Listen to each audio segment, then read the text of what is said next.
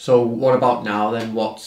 You're obviously doing this oral histories project. Yeah. So the oral history project came about really, I think, anyway, as a consequence of me doing more than anything, probably a consequence of me doing a project that was based in Thatto Heath, and that was a community-based project where I was asking people around here about what they thought of Thatto Heath and what they thought their connection with it was, and just identifying characteristics of this place, unique characteristics.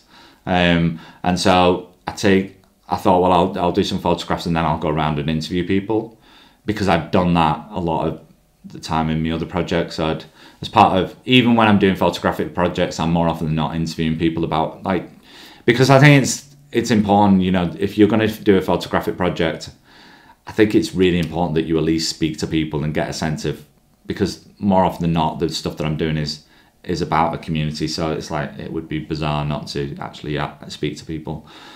So I did that, but because of COVID, I did, it was mainly written responses that I got, because I wasn't able to actually physically meet people, I got written responses, and then that was then presented with photographic images and text that was put together from the answers to the questions that I'd posed. And then Callan, a writer who's based in Liverpool, then repurposed that writing, so he then kind of extracted parts of it and then almost kind of like reconstituted it almost. So he's a poet, and it was really lovely what he kind of wrote, so I was like, it was nice because it was a nice kind of practical kind of, the development of the project was really nice, you know, in terms of us just like kind of communicating online and via email.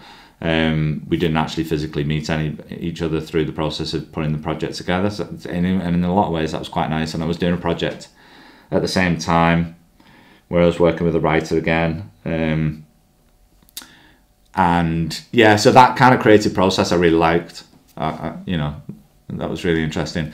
And then Fiona just told me about this, the oral history project, and so yeah, I just decided to apply for it, and yeah, luckily enough, I got it, and it's been brilliant in the fact that I feel like in a really privileged position to have an opportunity to speak to people of our community, and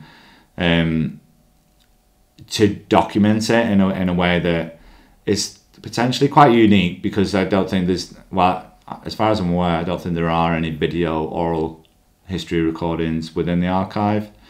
So yeah, the project's for the St Helens Archive Service, and we're doing 37, or well, I'm doing 37 video and oral history recordings, and I've interviewed, yeah, like real wide range of people, young, old, people who are connected to the arts, people who are connected to traditional industries that were based here, obviously mining and glass, but people who you wouldn't necessarily identify as having a prominent role within the town, I think, and the further down the project I've gone, the more keen I've been on making sure that I'm providing a voice for people who wouldn't normally get an opportunity to speak on a project like this, or they wouldn't necessarily be represented on a project like this. And not to say that I'm like, you know, acting as like a gatekeeper for who doesn't get interviewed, but for me, and from speaking from direct experience of doing this, there is a lot of things that people speak about that I know has been covered, but there's a lot of things that people speak about where I'm pretty convinced that there's not that much knowledge of it. So yeah, and so that's been interesting, and that's been a really organic process, trying to kind of find connections with things. There has been repetition with what people have said, but I don't think that's necessarily a bad thing, because it just kind of highlights the significance of the content that people are talking about. And I've kind of approached it in the same way in which I did with previous projects as well, and videoing people or photographing people, and then, like I say, kind of interviewing people. And I've tried to keep it as open as I possibly can in terms of the questions, to give people that opportunity of speaking their story and me not having an agenda that is kind of set.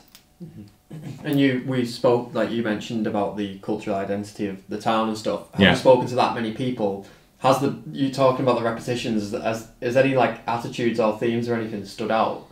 Yeah, so I think you get an overriding feeling of, you know, and it sounds really strange, but like, you know, warmth, and the people I've spoken to have been really content, you know, and really happy to live here and really happy to contribute to the community in which they're based. I felt like potentially there was going to be a lot of negativity around the town about maybe it not offering the same levels of opportunities for people. But I've not really experienced that at all. And I think so all of the negative aspects that you think that you might encounter just haven't really been there. And, you know, and I know as well as a lot of people who have any kind of knowledge of this place that it's not especially diverse. You know, and the kind of facts and the figures speak for themselves in that respect. But I don't think that means that we're overly insular. I don't believe that, and especially not from the people who I've spoken to, I don't feel like they're closed off. I think generally speaking, people are pretty open and pretty complimentary about. I think the main thing is people don't necessarily see the identity of St Helens being the identity of the town centre, or you know, the industry that once was, and it not being here anymore. I think the main thing is that people see the identity of the place from the people that are based within it and represent it, and speak up for it and are advocates for the people who are here. And I think that's the general kind of feeling that I've got from doing it. Now, whether that's, you know, whether that's the same in Warrington or Wigan or Widnes or, you know, wherever else, I don't know.